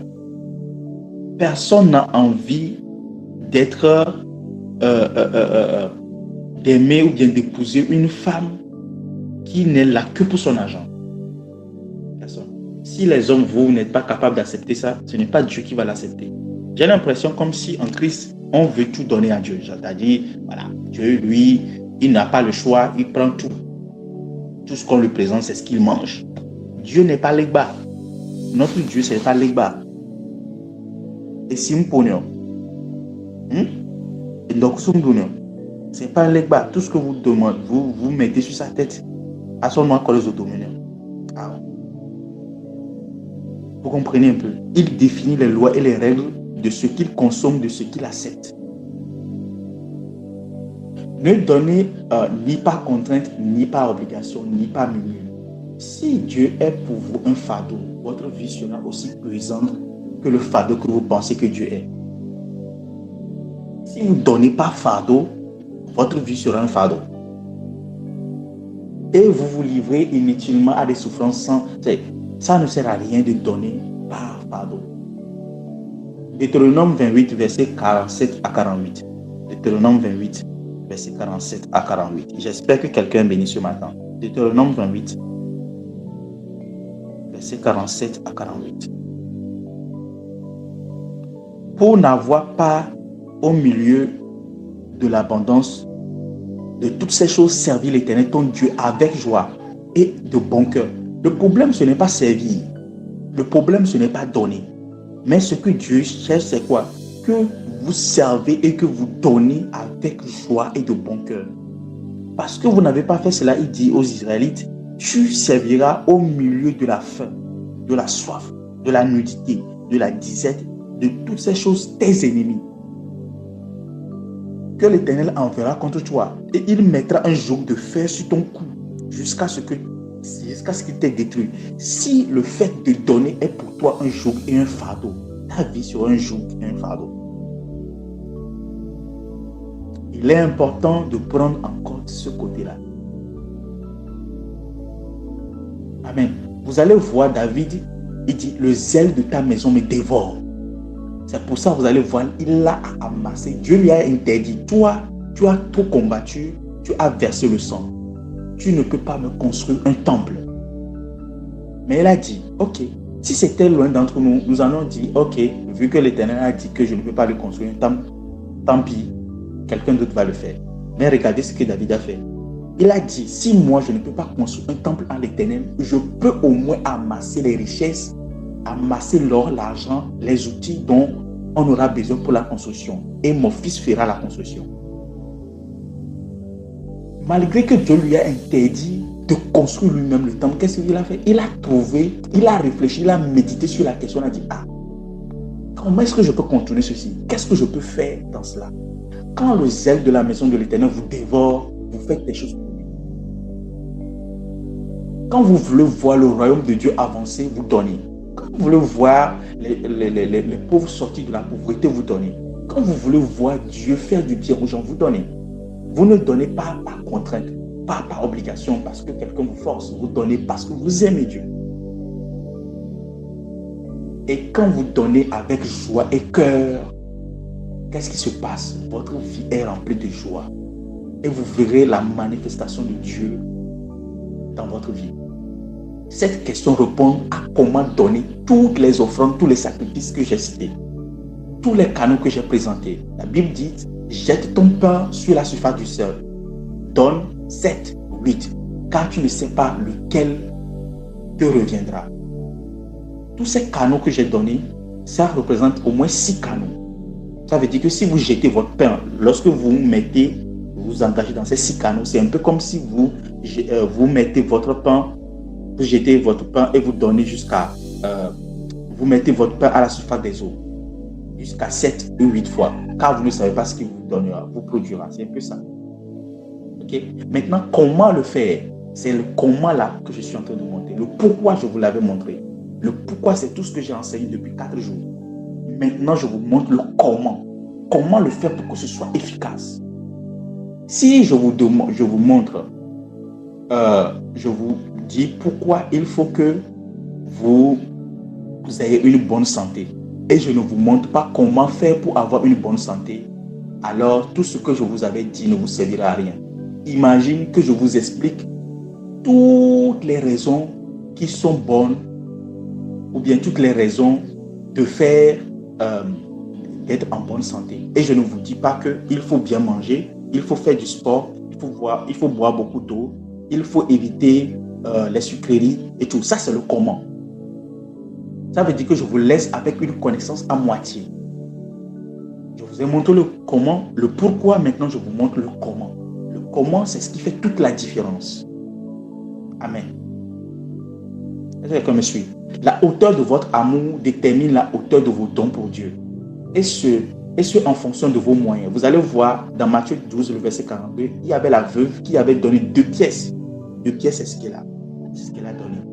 Et vous voyez les pharisiens et tout, donner avec des lingots d'or et tout ce qui va avec. Jésus-Christ a dit, cette femme a donné plus que toutes ces personnes qui ont mis des trucs dans leur panier. Ça veut dire que si vous avez les moyens et vous donnez des miettes à Dieu, cela vous regarde. Si vous n'avez pas les moyens, ok, et vous donnez ce que vous possédez à Dieu, Dieu aussi l'apprécie. C'est ce qui fait toute la différence. Ça veut dire que 2 pièces d'argent peuvent avoir plus de valeur dans le royaume qu'un lingot d'or. Je prends ça dans notre contexte actuel. Ça veut dire que quelqu'un qui a donné 1000 francs, cela peut avoir plus de valeur dans le royaume que quelqu'un qui a donné 10 000. Pourquoi? Chacun donné selon son moyen. Celui qui a donné 1000 francs, il a donné selon ses moyens. Mais celui qui a donné 10 000 a peut-être donné pas selon ses moyens. Vous comprenez maintenant? Et il y en a aussi qui donnent à Dieu de grosses sommes, mais c'est selon leurs moyens. Et ils reçoivent leur récompense. Donc, ça veut dire que pour qu'une somme ait de la valeur dans le royaume, ce n'est pas la quantité, ce n'est pas le numéro sur le billet, c'est l'état du cœur et l'honneur que vous rendez à Dieu selon vos moyens. Est-ce que quelqu'un me suit? Le royaume, notre royaume est différent du monde. Si vous donnez 100 000 à quelqu'un dans le monde pour un programme, on met votre main sur les affiches. On publie votre nom dans le programme. Même lorsque vous allez aux funérailles, quelqu'un on dit Kofina Kotokwa Molo Mida Penelo a Penelo a Kaka Amekena Sensa Kojona Bijamaton Bida Penelo a Est-ce que comme je suis? C'est ça en fait. Mais dans le royaume, quelqu'un peut donner très petit, mais ça a plus de valeur que quelqu'un qui donne beaucoup. Donc vous honorez Dieu selon vos moyens. Quelqu'un va venir, il va donner 1 million. Dieu va lui dire, cela ne me plaît pas. Pourquoi? Il y a 100 millions, frère. Tu n'as même pas encore donné la dîme de 100 millions, c'est 10 millions. Vous voyez là? C'est ça en fait. Il y a quelqu'un qui m'a posé la question par rapport à la dîme et tout. Et je lui ai dit, tu n'arrives pas à donner la dîme de 100 000 qui est 10 000. Dis-moi, et mets sur la conscience. Toi, si Dieu te donne aujourd'hui 10 millions, tu es capable de donner 1 million comme dîme? Tu vas calculer, tu vas faire des réflexions, tu vas... Est-ce que 1 million là, ça va servir à quoi? Quelqu'un qui n'est pas capable de donner sa dîme à Dieu, en fait, c'est parce qu'il ne l'aime pas. Si nous ne donnons pas notre dîme, c'est parce que nous ne l'aimons pas. Faut pas qu'on se... L'amour se prouve. L'amour se prouve. L'amour, c'est les actions. Quand votre mari vous dit « je t'aime, il ne fait rien pour vous. Chaque fois, si vous devez vous coiffer, vous devez sortir, vous devez aller à un événement, c'est vous-même qui devez dépenser. Pas de vêtements, rien du tout. C'est vous-même qui devez prendre la charge. À un moment donné, vous allez vous poser la question, mais est-ce qu'il vous aime ou pas? Parce que l'amour, ça se démontre.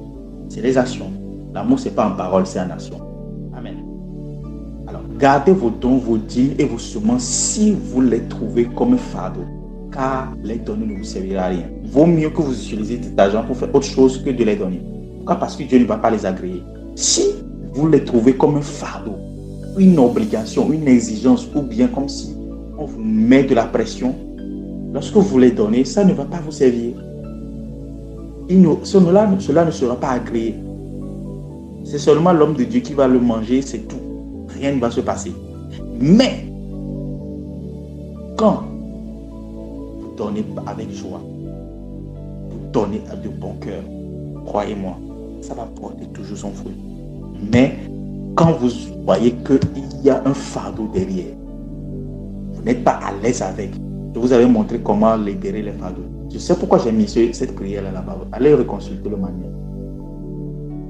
Priez jusqu'à ce que ce fardeau quitte. Ayez cette joie. Je me rappelle un homme de Dieu qui disait qu'il devait donner un jet privé. Il devait donner un jet privé. Dieu l'a convaincu de donner son jet privé. C'est le seul jet qu'il a pour faire ses voyages et pour aller prêcher dans divers parties de l'Amérique. Kenneth Copeland, celui qui a écrit les livres sur la loi, les lois de la prospérité divine. Il a dit que c'est le seul jet qu'il a. Mais Dieu l'a dit de donner ce jet à tel homme de Dieu. Ce jet, c'était son truc là. C'était son préféré. Mais il a pris le temps de prier par rapport à cela jusqu'à ce que ce fardeau quitte son cœur. Et il a donné avec joie. Lorsqu'il a donné avec joie, une semaine plus tard, il a reçu un jet plus grand, plus beau, plus rapide, plus cher encore. Vous voyez, c'est ça la différence. Ce qui fait la différence dans le royaume, c'est l'amour. C'est ce qui fait la différence. Il a plu à Dieu de mettre le Christ pour nous. Alors, ne rendez pas son sacrifice vain en donnant comme si c'était un fardeau. Lorsque vous lisez dans Ésaïe 53, le verset 10, la Bible dit qu'il a plu à Dieu de meurtrir son fils, de le faire souffrir. C'est-à-dire, lorsque vous avez vu Christ à la croix et tout ce que les images qui ont circulé sur le sacrifice, bien la torture de Christ à la croix, c'était un plaisir pour Dieu, pour nous, à cause de nous. Il lui a plu de le faire. Dieu n'a pas pleuré. Non, non. Et c'est qu'il y a les prédications qui disent, le ciel s'est assombri, parce que le cœur de papa était triste. Il a plu à Dieu de le faire. Pourquoi? Parce qu'il a vu tous les 2 milliards, les 3 milliards, les 5 milliards d'autres chrétiens qui arrivent. Imagine vous donnez votre enfant, vous voyez votre enfant, on est en train de le frapper, vous riez. Ou bien, pas vous riez même, mais ça vous plaît. Il faut être vraiment timbré psychologiquement pour avoir cette réaction. Mais c'est ce que Dieu a fait pour nous. Il n'a pas donné Jésus par fardeau. Non, non, non, non, non. Il faut que ça vous le sachiez. Vous pouvez aller chercher tous les versets bibliques. Vous ne trouverez aucun verset qui parle de que Dieu a donné Jésus par fardeau. Non. Il lui a plu de donner. Il a aimé le monde. Et vous allez remarquer, Christ lui-même, il a fait quelque chose. Il n'a pas donné sa vie par fardeau. Il a dit, ma vie, on ne peut pas me l'arracher. Je la donne moi-même. Il a donné lui-même sa vie. Personne ne l'a arraché. Il lui a plu lui-même de donner cela. Ça veut dire que lorsqu'il était à la croix, bien qu'il agonisait, bien qu'il gémissait, bien qu'il pleurait, pourquoi? Parce que la chair souffre. Et quand la chair souffre, il y a des expressions. Mais ce n'est pas plaisir qu'il a donné sa vie. Personne, il pouvait disparaître de ce lieu. Il pouvait fuir. Il pouvait commander aux anges de descendre, mais il n'a rien fait. Même lorsque Pierre a coupé l'oreille d'un des soldats, il a pris l'oreille et l'a recollée. Vous voyez cela? Christ ne s'est pas donné par fardeau, il s'est donné par amour. Car là où est votre trésor, là aussi est votre cœur. Si votre cœur est ici bas sur terre, si votre trésor est ici bas sur terre, votre cœur aussi sera ici bas sur terre. Mais si votre trésor est avec Dieu, votre cœur ici aussi il sera également. Amen. Est-ce que quelqu'un bénit? Cette question de l'amour est vraiment importante. C'est pour ça que ça a pris 3 pages. Si vous aimez Dieu, vous êtes passionné de lui, vous dépensez pour lui, vous ne gardez pas ce qui lui appartient, il a dit, vous ne restez pas insensible aux besoins du royaume. Vous n'ignorez pas les pauvres et vous n'oubliez pas ses serviteurs. Qu'est-ce qui va se passer? Dieu s'occupe de vous. Quand vous faites de l'Éternel votre délice, il répond non seulement à vos besoins, mais il vous donne ce que votre cœur désire. Vous savez que ce n'est pas tout ce que votre cœur désire dont vous avez forcément besoin. Vous avez déjà une voiture. Mais vous désirez une voiture encore plus belle parce que la couleur vous plaît. Dieu vous le donne. Pas parce que vous en avez besoin, mais parce que vous l'avez désiré. C'est ça la différence. Psaume 37, verset 4. Fais de l'Éternel tes délices et il accomplira les désirs de ton cœur. Et comme un mari à sa femme, quand vous arrivez à ce niveau, il vous dira une chose. Tout ce que tu désires, chérie, demande-moi seulement, je te donne.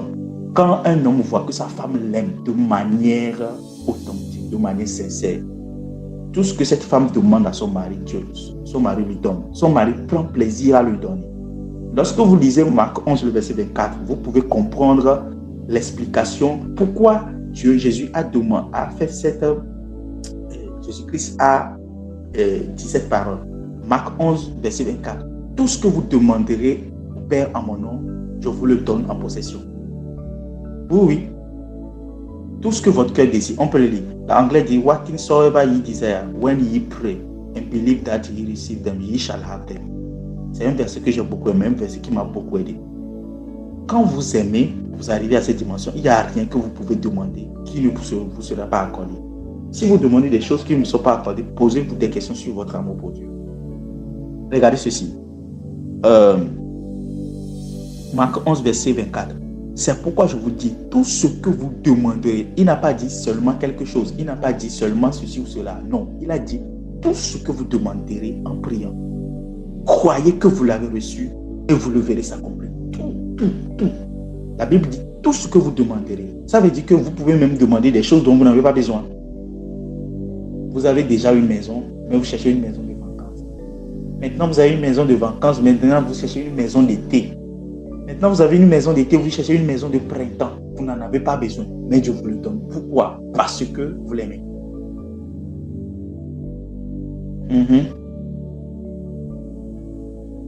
Et Dieu n'a pas... Moi, je me rappelle, chaque fois que moi-même, je pense que je demande quelque chose de grand à Dieu, j'entends toujours le Saint-Esprit me dire, je peux te donner plus que ça. Toujours. Je me rappelle, un jour, j'avais vu une belle maison, très belle, très grande, sur les hectares. Et j'ai dit, ah Seigneur, j'aimerais avoir une maison comme ça. J'ai entendu la voix de l'Esprit m'a dit, je peux te donner plus que ça. Moi, je croyais qu'il allait me dire, tu vois, avec tes gros yeux, tu aimes toutes les grandes choses. Je croyais que c'est ce qu'il allait me dire. En fait, je ne m'attendais même pas à une réponse. Je l'ai juste dit comme ça de manière banale. Et immédiatement, j'ai entendu clairement la voix dire, je peux te donner plus que ça. Quand vous aimez Dieu, Dieu ne vous donne pas ce que vous demandez. Il vous donne toujours au-delà. Lorsque vous lisez dans Philippiens 3, Éphésiens 3, le verset 19, Dieu donne toujours au-delà de vos attentes et au-delà de vos espérances. Il ne va pas se contenter de vous donner les choses que vous demandez. Non, il va vous donner toujours au-delà. Or, à celui qui peut faire par sa puissance qui agit en nous infiniment au-delà de tout ce que nous demandons ou pensons. Vous voyez, quand vous l'aimez, je peux vous dire et je peux vous l'assurer, il n'y a rien que vous demanderez qu'il ne vous donnera pas. La clé, l'amour. Je m'arrête ici, je ne parlerai pas des interdits aujourd'hui. Amen. Que Dieu vous bénisse énormément. Je prie que votre amour pour Dieu augmente davantage et que vous donnez sans rien retenir au nom puissant de Jésus. Qu'est-ce qui peut pousser quelqu'un à enseigner chaque matin, chaque soir pendant 30 jours? Si ce n'est pas l'amour pour Dieu, je vous assure que ce n'est pas possible. Parce qu'arrivé à un moment donné, vous sentez votre corps, vous sentez votre tête, vous sentez tout. C'est une pression. Votre corps lâche. Mais c'est l'amour de Dieu qui peut pousser quelqu'un à enseigner comme je le fais. Et il y a un ami qui m'a appelé hier, c'est hier ou bien c'est ce matin, et il me disait qu'il y avait un père, un père spirituel, qui était en train de dire qu'il discutait avec lui, et il disait que vraiment, Benoît, ce qu'il fait, c'est incroyable. Il priait pour moi. Moi, je ne savais même pas que il faut que Dieu fasse quelque chose pour ce jeune homme. Il disait ça. Et là, il a un talent, il a un don, mais son désir, son amour, la manière dont il fait ces choses, c'est très différent. C'est ce qu'il était en train de dire. Moi, je n'avais plus de ces nouvelles, je crois, depuis plus d'1 an. Mais il me suivait, moi, je ne savais même pas. Vous savez, quand vous aimez Dieu, les gens vous remarquent. Vos actions sont différentes. Il est très difficile de trouver quelqu'un pour faire ce que je suis en train de faire. Très difficile. Qu'il n'y a pas, il y en a. Mais très difficile de trouver des personnes qui font ce que je fais. Votre amour pour Dieu va vous pousser à faire des choses insensées. Les gens vont vous dire, mais qu'est-ce qu'ils enseignent pendant 30 jours? Qu'est-ce qu'ils font? Qu'est-ce qu'ils veulent dire? Ils vont nous montrer quoi? Votre amour va vous pousser. C'est un peu comme de la boisson. Lorsque vous êtes saoulé, ce n'est pas vous qui dirigez la boisson, c'est la boisson qui vous dirige. Lorsque vous aimez Dieu, c'est lui qui vous dirige. Même quand vous ne voulez pas faire les choses, vous faites les choses toujours.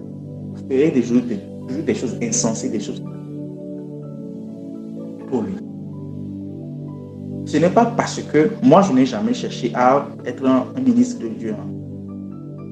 C'est parce que j'aimais Dieu. Je me rappelle que de 2017 à 2019, je passais beaucoup de temps dans l'adoration. La nuit, de 23h à 3h du matin, toujours. Je mettais des écouteurs dans les oreilles. Je montais le volume. Je passais du temps dans la prison. J'aimais ça. Je ne savais pas qu'il y avait une onction.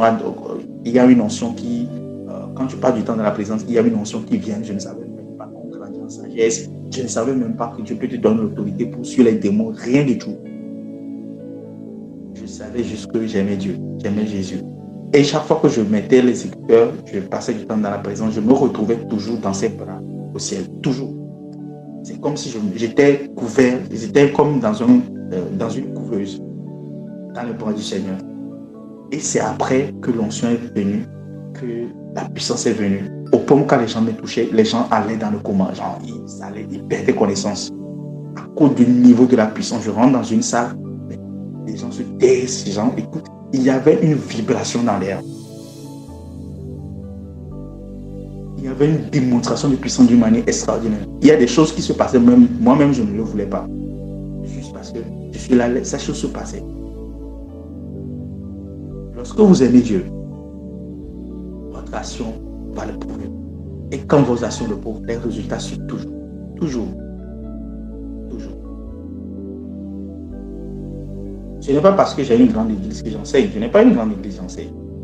Et bizarrement, mon désir même, ce n'est pas d'avoir une église. Oui, bizarrement. Moi, j'ai juste envie de voir les gens évoluer. J'aime ça. Je prends plaisir à ça. C'est ça, personne ne pourra me l'arracher. Quand quelqu'un vient me dire, tu as fait telle chose, je prospère, j'ai telle somme. Genre, pour moi, il n'y a aucune forme d'envie. J'aime ça, j'aime entendre ça. Je suis addict à ça. Je prends plaisir à ça. Ouais, de la manière dont on va t'annoncer une bonne nouvelle et puis tu vas te sentir bizarre. Oh, mes amis évoluent. Moi, je ne suis pas dans ça. Moi, je prends plaisir au bonheur des gens. Je ne sais pas pourquoi, mais je sais juste que j'aime voir les gens évoluer. Amen. Travaillez votre amour pour Dieu et Dieu va vous prospérer par tous les moyens. Il va se débrouiller de trouver tous les moyens possibles pour vous prospérer. Au nom de Jésus. Amen. Que Dieu vous fasse du bien. Si vous avez des questions, je prends. Sinon, je vous bénis avec Psaume 21 et on termine pour aujourd'hui. Psaume 21. Psaume 21. Si vous avez des questions, vous pouvez lever la main. Je prie pour vous et je prends ces questions. Psaume 21. Maintenant, là où tu es, je vais te bénir pour cette deuxième moitié que nous venons de franchir. Je déclare et je décrète sur votre vie à partir de maintenant que l'Éternel vous offre sa protection divine. Donnez-moi un bon amen. Vous pouvez activer vos micros et vous recevez. Je déclare et je décrète que le secours de l'Éternel vous remplit d'allégresse au nom puissant de Jésus. Amen. Je déclare et je décrète que Dieu vous donne ce que votre cœur désire. Amen. Dieu ne répond pas ce que vos lèvres demandent au nom puissant de Jésus. Amen. Et je décrète que Dieu vous prévienne par les bénédictions de sa grâce. Amen. Je déclare que Dieu met sur votre tête une couronne d'or pur. Amen. Quand vous lui demandez la vie, qu'il vous donne une vie longue pour toujours et à perpétuité au nom puissant de Jésus. Amen. Et je décrète que sa gloire est grande, votre gloire est grande à cause de son secours au nom de Jésus. Amen. Et je décrète qu'il place sur vous son éclat et sa magnificence. Amen. Et je décrète que Dieu vous rend à jamais un objet de bénédiction. Et il vous comble de joie de sa face au nom puissant de Jésus. Amen. Dieu en l'Éternel et sa bonté parle à votre faveur. Au nom puissant. Vous ne chancellerez pas au nom puissant de Jésus. Amen. Je décrète que la main de l'Éternel trouve tous vos ennemis. Amen. Sa droite puissante, tous ceux qui vous haïssent. Amen. Au sang, que Dieu les rende comme une fournaise ardente. Je déclare et je décrète au nom puissant de Jésus-Christ que l'Éternel anéantit dans sa colère et les fait dévorer par son feu au nom puissant de Jésus tous vos ennemis. Amen. Je déclare et je décrète au nom puissant de Jésus-Christ que Dieu fait disparaître vos ennemis de la surface de la terre, leur race, les fils des hommes au nom puissant de Jésus. Amen. Et je décrète au nom puissant de Jésus-Christ que l'Éternel vous protège contre tout mal qu'ils ont pensé pour vous au nom puissant de Jésus. Amen. On met contre vous est sans effet et annulé au nom de Jésus. Amen. Là, et je décrète que l'Éternel fait tourner le dos à vos ennemis lorsqu'ils sont en face de vous. Qu'ils vous assujettissent, eux et toute leur postérité au nom de Jésus. Amen. À partir de maintenant, l'Éternel se lève avec force et vous soutient au nom puissant de Jésus. vous allez garder le silence et vous allez voir Dieu opérer dans votre vie. Je déclare et je décrète au nom puissant de Jésus-Christ que des chants de louange et de célébration remplissent vos lèvres et votre bouche à partir de maintenant et à jamais. Le Seigneur me recommande ceci, ce psaume aussi pour vous, psaume 126, je crois. Psaume 126, je prie avec vous. Je termine par la psaume 126. Je déclare et je décrète. Vous qui avez semé dans la souffrance, ou bien vous qui semez dans les pleurs, dans les larmes, que le Seigneur vous fasse récolter avec joie au nom puissant de Jésus. Amen. Elle ramène tous vos captifs au nom puissant de Jésus. Je décrète que des chants d'allégresse soient dans votre bouche au nom de Jésus. Amen. Et je décrète que la saison de la récolte a sonné et que vous récoltez au nom puissant de Jésus. Cela est votre partage au nom puissant de Jésus. Rien ni personne ne vous arrêtera. Je déclare et je décrète que le sceptre de la méchanceté ne restera pas sur votre dos. Amen. Et que vous n'allez pas tendre vos mains vers l'iniquité au nom de Jésus. Hâte de vous secourir et il vous entoure comme les montagnes entourent Jérusalem au nom de Jésus. Vous êtes dans la vous trouvez un refuge sous ses ailes, vous êtes gardé et vous êtes protégé et vous prospérez dans toutes vos affaires au nom puissant de Jésus. Amen. Amen. Que Dieu vous bénisse énormément. Merci pour cette... Je prends les questions. S'il n'y a pas de questions, je vais vous libérer pour aujourd'hui. Il est déjà 6 heures chez moi, peut-être 8 heures chez certains et 7 heures chez certains. Amen, amen. Alors que Dieu vous accompagne cette journée et que cette journée soit fructueuse. On se retrouve le soir pour la 3e journée de la faveur divine. Soyez nombreux, soyez présents, soyez à l'heure. Que Dieu vous bénisse énormément. À ce soir.